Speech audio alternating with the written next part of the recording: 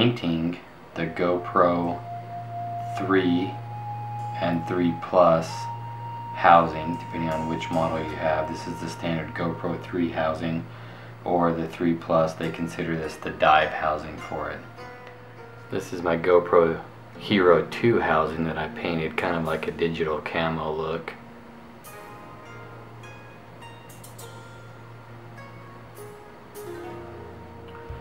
So when I did this one, I actually took the screws off and took the lens out.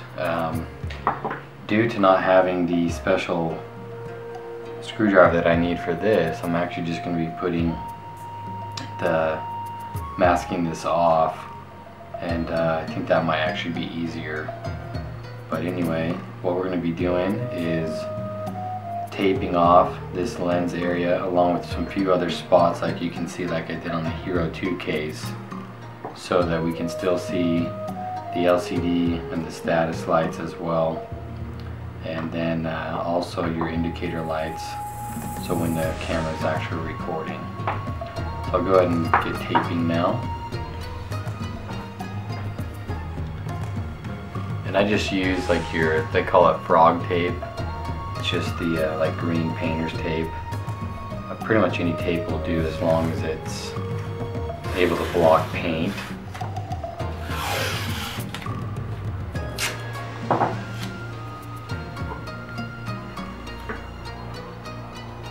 I'm just going to put this tape and just make sure that I'm getting it right on the edge here of where the clear meets the black part. Just make sure you press the edges down.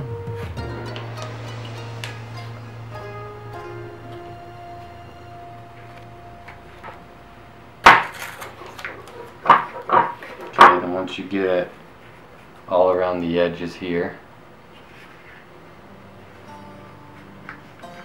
then what we'll do is we'll go ahead and just fold this in on itself. Just kind of crease the edges as you go along to make sure that no openings are there.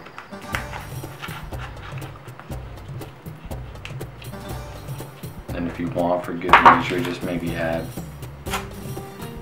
a little piece of tape over that, just so it's not going to get any of the creases there. So once you have the lens taped off, then we want to make sure that we trace this square part so that we can still see the LCD. So the easiest way to do that is basically put it on.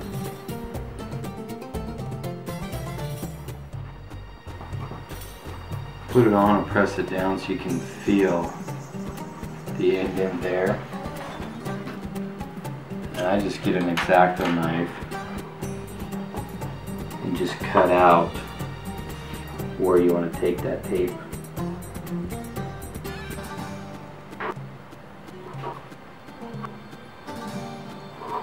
Once you get that cut, just go ahead and pull the edges up and put some pressure on the middle there. Make sure it goes down good. And there you go, you have that part. Now the Hero 3 is a little different with the indicator lights than the Hero 2. The Hero 2 just basically has the main one that shows you if it's recording or not. This one's got that Wi-Fi as well. So basically what we want to do, so we put this back in, we can see that the status lights are kind of covered there.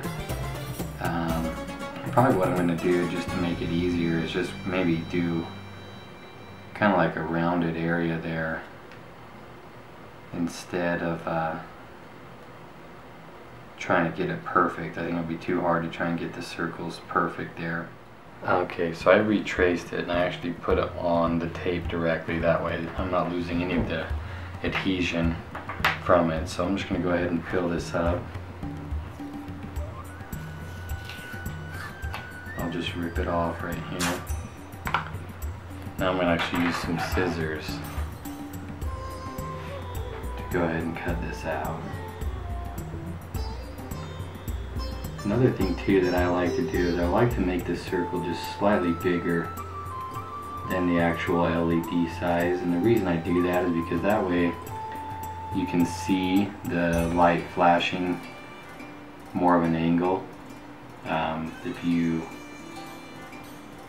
aren't looking at the camera directly straight on, you'll still be able to see the LED from an angle.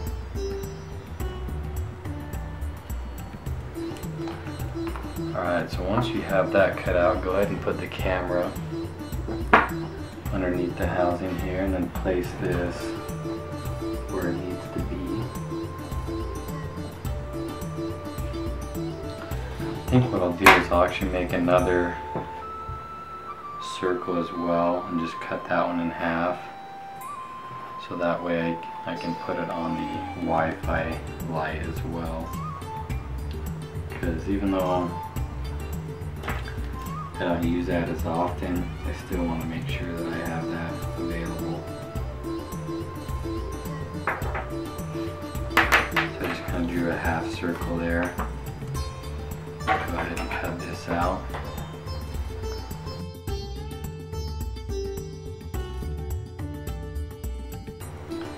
It's kind of hard to get in here, so I'm just going to attach it to the end of my X-Acto knife here and see if I can squeeze it in here. It's kind of going to be a funky design right there just because of the way they did that.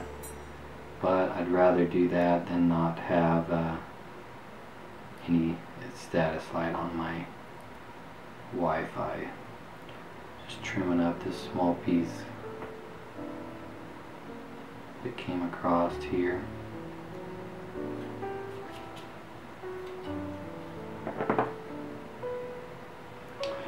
One step I did forget to mention is that you want to take some rubbing alcohol and wipe your case down.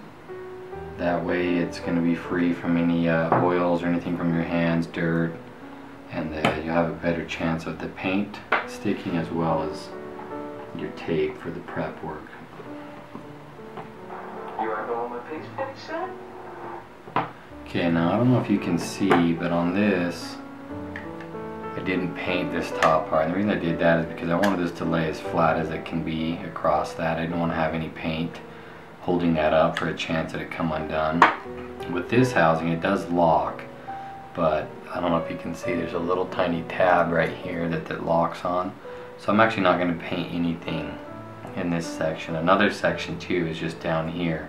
I didn't want to make this any thicker than it needed to be, so I left this as well unpainted, just to make sure, along with the insides of where the back door attaches, just because I didn't want to have any difficulty using that because of too much paint. Okay, so the next step is just going to be putting some tape up here on the top where I don't really want this to be painted. This thing actually goes up and basically is flush there. I'm just going to put this back on real quick and see. So realistically that covers that whole part, so I don't necessarily need to paint that. You can if you want. Don't know that I'll worry about taping that part off since it's such a small area and it's not going to be seen when the latch is shut. So I'm actually just going to go ahead and tape this section where the door is going to be going on.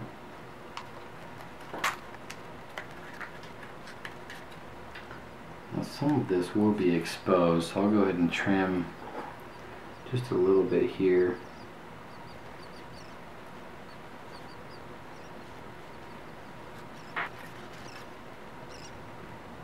Basically there's some grooves built into the housing where the door goes. You can kind of feel them right here on the edges.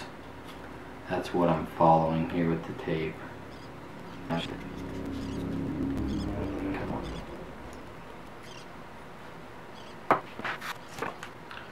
go ahead and I'm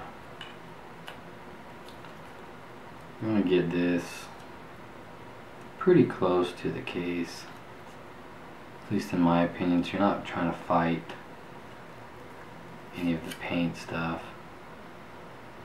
I'm actually gonna put it right there on the edge, as close as I can get, and wrap this around as tight as I can get it on both sides here.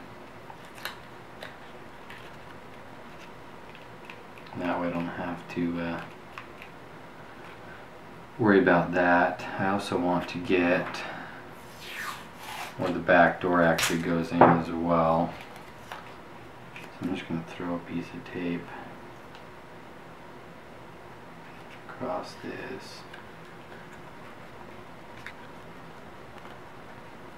And just kind of squeeze that down in there so it doesn't get in there. That's the main thing, is we just don't want the any paint to get down in where the actual rail goes for the back door. So that should be pretty good there. And then the last step is to do these buttons, and the easiest way I found to do that is basically roll up a piece of paper and roll it up kind of tight, and then stick it over that and just kind of gradually twist it until it kind of goes in and covers the button. And as you can see, it actually will go in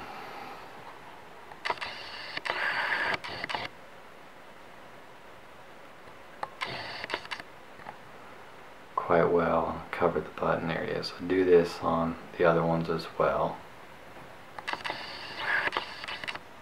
Okay, so once you got it fully masked off, then what you'll want to do is again take some rubbing alcohol just in a cotton swab or something similar and just rub down the last parts that are showing, so that when we paint it, then we can make sure that the paint sticks well. So let's go ahead and paint it and see how it turns out. Okay, so I just did 2 really light coats all together, and can't really see the housing that well. It's blending in pretty good. So I'll go ahead and let this dry basically overnight, and it should be good to go tomorrow, and I'll let you know what the results are. Okay, so here we have the case. It's been painted, and now we're going to take the tape and stuff apart. As you can see, that worked out nice with that button. Looks like we got a little bit of overspray into that one, but that should come right off.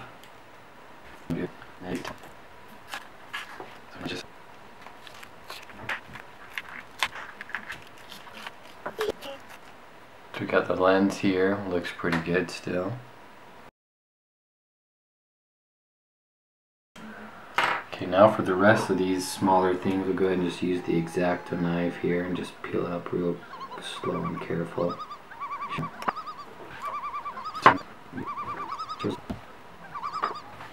So there you have it. Not too bad for just kind of a do-it-yourself. Kind of gives it a unique look. And then this is the back door that I had previously painted with my other GoPro housing here. So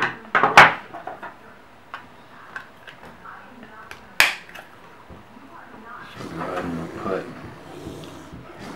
the latch back on.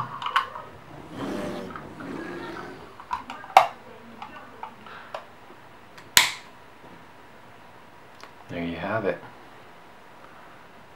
Nice new black GoPro case.